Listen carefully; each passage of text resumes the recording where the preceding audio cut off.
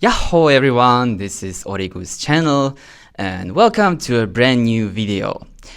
As I said in my first video, I would like to try various types of videos on my channel, and today I'm not alone. Today I invited a guest, so this is Aiki. Hi everyone, I'm Aiki. I'm 20 years old and I'm an exchange student from Japan, Nagasaki. Nice to meet you. Yeah. And for today's video, we thought of an interesting topic we could talk about today. And this topic is about the stereotypes that European people have about Japanese. And we want to talk about these stereotypes and explore how much of it is true and maybe what things are completely different than many people might think of. For this video, we found 10 common stereotypes that European people tend to have about Japanese. And for this video, we thought that we will do it in the following way, that first I will read the stereotype, then I will say my thoughts and experiences with this stereotype, and then I will ask our today's expert on this topic. So, let's go!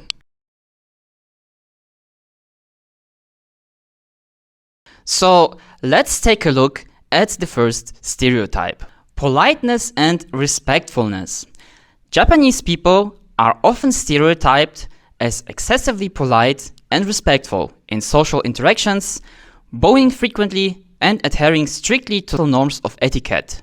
Well, from my experience, I think there is a lot of truth in it. I met a lot of people from Japan before, and I noticed that all those people, yeah, they were quite polite. And for example, when I was talking to them in Japanese, or when I was chatting with someone of them, so yeah, they often used polite words. And what I also noticed, what I think is also a very nice thing, is that I have the impression that Japanese people often show their that they care about one. So, for example, since it's quite hot in Japan in summer, people in Japan tend to say, like, be careful not to get a heat stroke. So, yeah, and I think this is a very nice gesture, very nice way of showing somebody that that you care for somebody. Yeah, so be careful not to get a heat stroke. And also, for example, after a meeting, Japanese people also tend to say 今日はありがとう、今日はありがとうございました. So I would say from my experience, yeah, I think there's a lot of truth in it, so that Japanese people are really polite and show respect towards others. But I also want to ask Aiki, what does Aiki think about this? Okay. So I want to say it's true. The Japanese people tend to bore each other. Yeah, when we meet somebody like friends or a boss, yeah, or somebody, we always bore each other, and we show to respect to each other, and not only the person but also the animal. Yeah, the animal is also bowing. You know the deers in Nara? One of the famous sites in Nara is famous for the bowing deers. So when you are in Japan and go to Nara, you can see the bowing deers. And as you told me that after meeting or meet somebody, we say 今日はありがとう and also said お疲れ様 or お疲れ様でした. Yeah, by the way, now that you mentioned お疲れ様 and お疲れ様でした, I noticed that this expression is used in many everyday life situations. So, for example, at the end of the working day, people say to each other お疲れ様でした. also, for example, at the end of the Japanese lessons that I go to, our sensei also often says, "Otsukaresama deshita." And I was also a bit surprised to learn some other ways of using this expression. For example, once I did a kind of internship at school, and I told one of my Japanese friend about this, and my friends told me "Otsukaresama deshita" after this. So yeah, and I was also a bit surprised.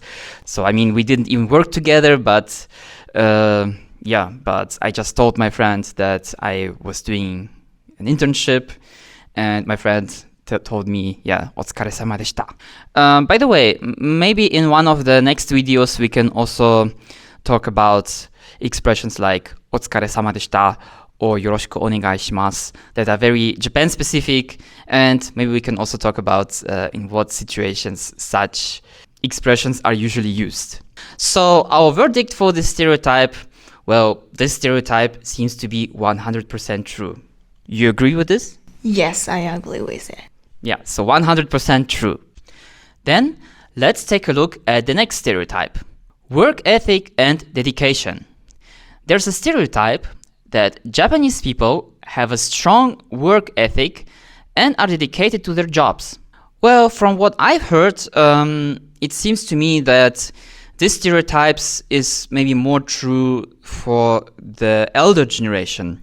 I mean, still, I have the impression that there are also many younger people who are dedicated to their work and job. And among some of my Japanese friends, there were also people who are kaishain. So kaishain is someone who is working at a company. Work of a kaishain is quite hard because kaishain have to do overtime quite often, and they have to stay at work for a longer time, and they hardly have any free time. So they start working from morning and they come home late night. But I also think that apart from that, you can notice this dedication to work or to wanting to do one's best. For example, in Japanese, there is a common expression, ganbatte kudasai. So, and people usually say this when they want to motivate somebody to do their best. So, yeah. So, from my experience, I would say that there is a lot of truth in it, but still, some things are slowly starting to change, and maybe there might be a difference between younger and elder generations. So I would say that it depends on the person or company, but so as you told me that more elder people more dedicated to work, and so younger people they want to have more free time for themselves. So that's maybe true. Okay, so what would you say? Can you imagine working overtime, or would you say having free time is more important for you? Okay, so to be honest, I don't want work overtime, zangyo. It's important for me to have enough free time. So our verdict, this stereotype is 50% true. We are going to the next stereotype. And the next stereotype says technology and innovation. Japan is frequently associated with technological advancements and innovation, leading to the stereotype that Japanese people are technologically clever and at the forefront of technological developments. I would say there is quite a lot of truth in it. When you go to Japan, you have, for example, the bullet train Shinkansen. And for example, if you go to the toilets in Japan, so Japanese toilets are also very nice and also have a lot of interesting functions. By the way, if you're in Japan, you should try them out. They're really nice. And so I think Japan also develops a lot of new technology. But on the other hand, some people also seem to have a stereotype that Japan is a country where, you have robots everywhere. So yeah, and Japan is like, yeah, like a cyberpunk country. So yeah, this goes a bit too far, I think. But all in all, I would say, yeah, there is a lot of truth in this stereotype. I would say that it's quite true. And as you mentioned, the toilets, I think that the Japanese toilet is the best in the world. I'm proud of them. Yeah. And almost of all them has some functions. So if you go to Japan, you can try it. And also, Japanese technology is quite famous. I was surprised that when I came to here and I saw a lot of Nintendo or PlayStations like that. Yeah, I was surprised to see them. Yeah, Nintendo, PlayStation are of course quite famous in Europe too. By the way, did you know that Nintendo started as a card game company? So Nintendo first produced playing cards before they started producing, gaming consoles and devices. Have you heard of this? No, I've never heard that. Yeah, this was maybe like over 100 years ago, but Nintendo started as a card game company. So I heard. So our verdict for this stereotype is 85%. Okay, so let's take a look at the next stereotype. The next stereotype is about traditional culture. Stereotypes depict Japan as a country steeped in traditional culture, such as tea ceremonies, kimono wearing, and adherence to hierarchical social structures. Have you ever been to a tea ceremony? Unfortunately, not yet. But would you like to? Yes, I'd like to. Okay. And have you ever worn a kimono? Yes, I have worn the kimono. Yeah. So when I was a child, I have worn kimono. In Japan, an annual event to celebrate the growth of children aged 7, 5, and 3 years old, called it Shichigo-san. Yeah, Shichigo-san, and it is the ceremony to report and give thanks and offer prayers by making Shichigo-san pilgrimage at shrines and temples. Okay, so it's called Shichigo-san, so it's mostly for children who are 7 and 5 years old, right? Yes, that's right. Okay. Well, when it comes to kimono, from my experience, when I went to Asakusa in Tokyo, and also when I went to Kyoto, I saw some people wearing kimono there, mostly women. Yeah, so it seemed to me that kimono is still popular nowadays, and people tend to wear it maybe in certain places. And also when it comes to tea ceremony, sado, I also had an experience with this. When I just started learning Japanese, there was an opportunity to participate in a small tea ceremony. Of course, it wasn't maybe not a real tea ceremony like in Japan, but we had a sensei who explained us what kind of tea we should drink and what kind of rituals we should do during the tea ceremony. And she also told us a bit about the typical rules of the tea ceremony. What I also found interesting is that our sensei there said that the entrance into a typical tea ceremony house is a bit smaller, so everyone, no matter rich or poor, will have to bow in order to be able to get into this tea ceremony house. So like at the tea ceremony, everybody is equal. And also, not only the tea ceremony or wearing kimono, but also we have like judo, kyudo, kendo, sumo, karate, or aikido, like that. We have some traditional Japanese sports. I also heard about most of these kind of sports. Maybe except for Kyudo. I have probably never heard of Kyudo. And this is the Kyudo. Ah, okay. So it's with shooting arrows. So so I have seen it, but I didn't know that the name for it is Kyudo. Oh, really? Yeah. Also, when it comes to traditions, I heard that, for example, during New Year and also some other holidays in Japan, people go to shrine and pray or draw a mikuji during New Year, for example. Yeah, so it's also these are also traditional rituals that are still popular nowadays. So, by the way, do you usually draw a mikuji at a shrine during New Year? Yes, I always draw the omikuji. That's nice. That's nice. Also, when it comes to social hierarchy, it seems to me that it also still plays an important role in Japan. So, I mean, things like age or maybe social status. Yeah.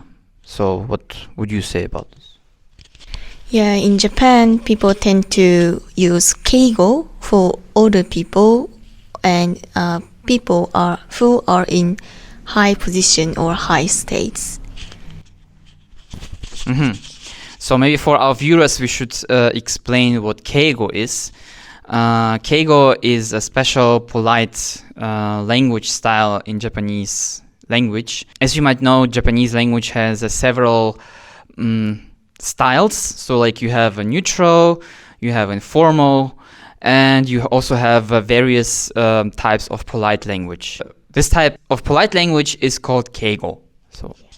Okay, so our verdict, this stereotype is 100% true.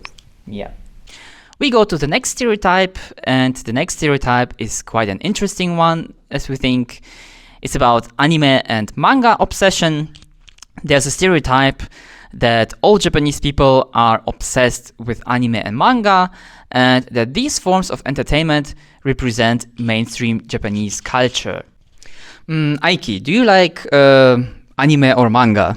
Yes, I like, but I prefer reading manga. So, and what manga do you like? Or maybe is there a manga that you would like to recommend to our viewers? I like sports manga, and I want to recommend you that Haikyuu is a volleyball manga, and also Blue Rocks is about soccer. Okay, so you like sports manga. Yes. Okay, so Haikyuu and Blue Locks, recommendation from Aiki.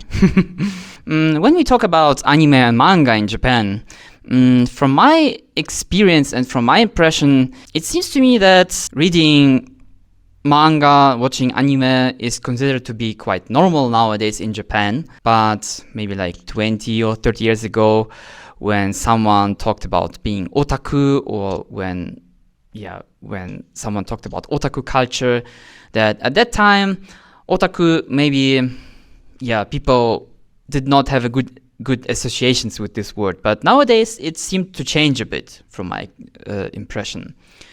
So for me, it was also interesting to learn that some people who are like over 30 or 40, they often read manga. Yeah, I was a bit surprised to learn about this, but I think it's a good thing. I mean, I think if you like anime, manga, cartoons, or whatever, like no matter how old you are, you can always do this. Yeah.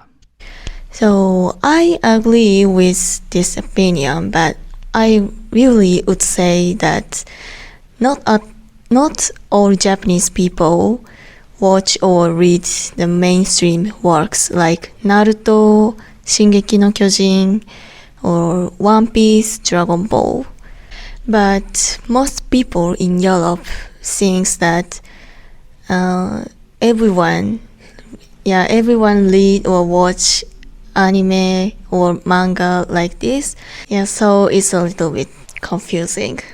By the way, I think once you told me that before you came to Germany, someone recommended you to read or watch anime and manga like Shingeki no Kyojin, Attack on Titan, because in Europe it's popular.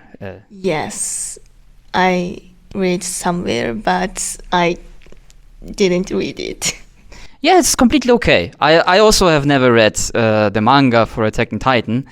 I watched 2.5 seasons so far. Yeah, but from my personal opinion, I think there are much more interesting works. I mean, of course, Attack on Titan is great too, but yeah, I mean, anime has much more to offer. But of course, one also should consider that in Japan, there are also quite a lot of people who are not interested in anime or manga at all. Yeah, so our verdict for this stereotype is, we think that this stereotype is 70% true. Yes, exactly. We're going to the next stereotype. And the next stereotype is about being reserved and shy. Japanese people are sometimes stereotyped as being reserved and shy in social situations, particularly when interacting with foreigners or speaking English. From my experience, I would say it really depends on the person. So, I mean, so far, I met Japanese people who were rather shy, but I also met some Japanese people, who were quite confident and who were also good at speaking English. So, I think in general, there is some truth in it, but it really depends on the person. So, what would you say? I also would say that it depends on person, but one of the reasons like that is that we don't have much confidence to speak English. We hardly practice to speak English in the class, or we don't have enough opportunity to talk with native speakers, so that's why we tend to be shy when we speak English. Oh, okay, I see. But do you also have something like school trips to English-speaking countries? Because, for example, when I was at school in class 9, me and my class and the whole class 9 at the time went to England for a week, and we had the opportunity to live in a host family where we could practice English every day. And so do you also have something like this in Japanese schools, that you have like school trips to English speaking countries like England, America, or something else? Unfortunately, in my school, we didn't have the opportunity like that, but some of school in Japan goes to the Asian country, but not the English native speaking country. Which countries, for example? Like Singapore or Korea, like that. Okay. And do some schools also offer exchange programs? For example, in German schools, there are many exchange programs for students where students can go, for example, for a year to America or to England or to Australia and spend a year there and learn and practice English. So do you have something like this at Japanese schools sometimes? In Japanese school, we hardly have like that kind of exchange program. We have short summer study abroad program, but it's quite expensive. Oh. And what countries can you go to with this program? Maybe everywhere. Everywhere? Yes. So, okay, we talked about the situations where Japanese people have to speak English. So there seems to be a tendency that Japanese people get a bit more shy and reserved in these situations. But my question would be also, when it comes to normal everyday life situations, like when Japanese people are talking to other Japanese people, would you also say that people also tend to be shy when they talk to each other? When Japanese people talk to other Japanese people, people are less shy than talk to foreigners. Yeah, but I think this is also pretty understandable. I mean, when you learn a foreign language and yeah, maybe you hardly had an opportunity to practice this language, and suddenly you meet a foreigner and you have to use this language. So yeah, when you're doing it for the first time, yeah, I can imagine that it might be hard, so that you might have a, language barrier. So yeah, so it's understandable, I think. So our verdict, this stereotype is 60% true. We're moving on to the next stereotype, and the next stereotype is homogeneity. There's a stereotype that Japan is a homogeneous society with little diversity, leading to assumptions about shared cultural values and lack of individualism. Well, personally, to me, it seems that there is quite a lot of truth in it. I mean, Japan is, for example, known as the country with quite small amount of foreigner people, especially when you compare, for example, to America or to European countries. Like there is a small amount of foreign people. And the other thing is that the Japanese society has its own rules and expectations. So everyone is expected to behave in a certain way in certain situations. So, for example, when you talk to older people, you're expected to use keigo, this polite language. But another example would be, for example, when you are a student in Japan and you're studying at university, and so you are expected to finish the studies as soon as possible. So you're expected to find a job after studies, for example, as soon as possible. So it seems that there are certain rules that the society has, and everyone is expected to stick to these rules. So this is the difficult topics for me. Compared to other countries like Europe or America, the amount of foreign people is much smaller. But I saw the news that more and more foreign people is coming to Japan, and they enjoyed spending time like watching sakura or fireworks in summer. So I think that this is a good chance for more diversity in Japan.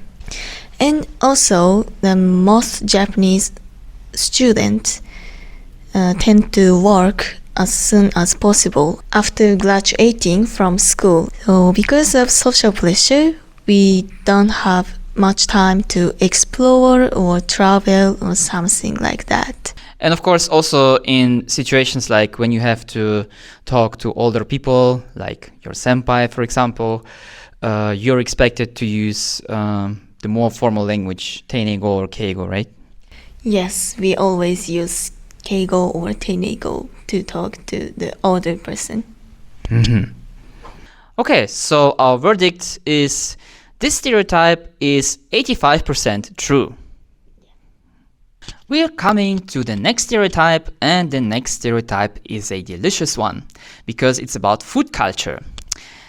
This stereotype says that Japanese cuisine, such as sushi and ramen, is often stereotyped as the mainstay of Japanese diet, with little consideration for regional variations and dietary preferences. Well, from my experience, I would say that, of course, sushi and ramen are probably the most famous and the most popular Japanese dishes. So, however, I also think that there is much more.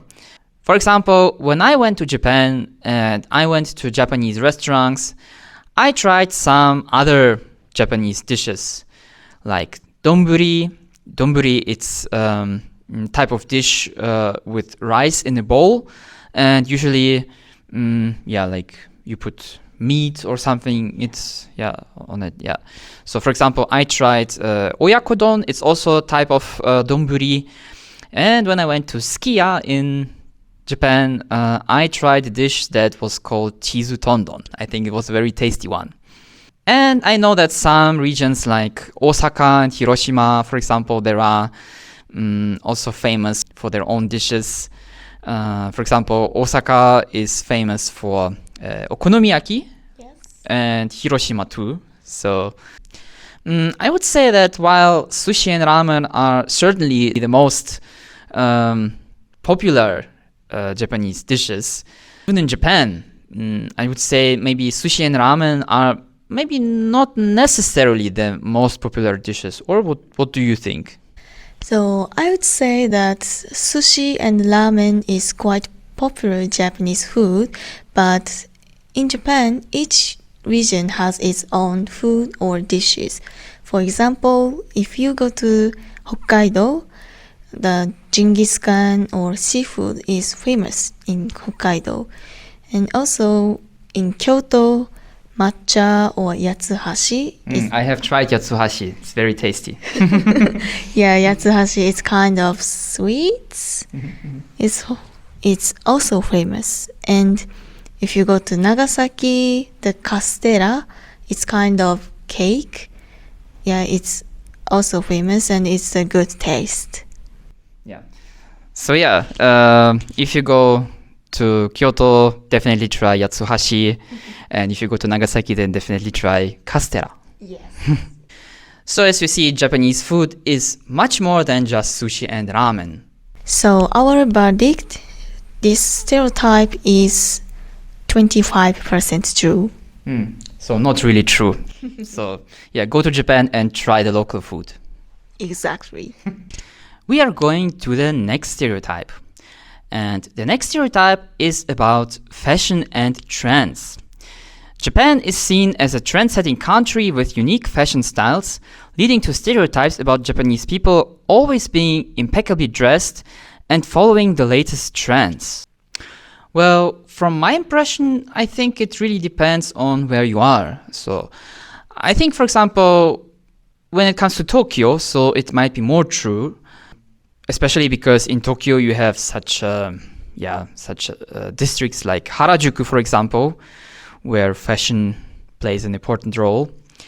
And I also think it's true that Japanese people do have their own unique dressing style, especially when compared to Europeans or Americans. Yeah, but all in all, I would say that it depends on maybe on the city and on the person. Yeah, I agree with your opinion. People wearing fancy clothes are common in Tokyo. I think so that. And compared to Europe, in Japan there are more diversity for fashion. Like, for example, some of my friends wear like Korean style or street style or casual fashion, and also formal styles like that. I see. So Korean fashion, Korean style is also getting popular in Japan. Yes, because of the Korean group, Korean idol. So this time our verdict is this stereotype is 85% true. Yeah. And now we come to the last stereotype. The last stereotype says that Japanese people tend to have reserved emotions. There's a stereotype that Japanese people are reserved in expressing emotions, particularly negative ones, and tend to maintain a calm and composed demeanor in public. Also here, from my experience, I would say maybe it depends on the person, but I would say there is a lot of truth in it. So from what I saw and heard, it seems that Japanese people really do not show when they're not happy about something, for example. Of course, there are some people who do this, but I have the impression that even people are, for example, disappointed in something or are frustrated about something, that they try not to show this so openly. So yeah, but still, when you look in the eyes of these people, or maybe when you look on how these people react, yeah, you might still feel this. And maybe this is where this concept of 空気を読む, so reading air, might play an important role, or what would you say? Yes, that's right. Most Japanese people naturally do 空気を読む, reading airs. And Japanese people are trying not to show when they get angry because they care a lot self-appearance. About their self-appearance. Yes. So the self-appearance is a very important matter for Japanese people. So they rather not show that they're angry. Yes. But what about positive emotions? So it seems to me that when it comes to positive emotions, people are tending more to show positive emotions. So also maybe depending on person, but yeah, maybe it's easier for people to show when they're happy, for example. Yes, that's right. We tend to share the positive emotion than negative emotions. Okay, so our verdict, this stereotype is 65% true. Yeah. Okay, so thank you for interesting conversation today. And it was a lot of fun for us to explore this topic. And we hope that for you it was fun too. And if you want to see more videos where we talk about topics like today's one, be sure to give this video a like and subscribe to my channel. And of course, also please subscribe to Aikis Channel. I will leave the link to her channel in the subscription below. So thank you for watching and bye bye.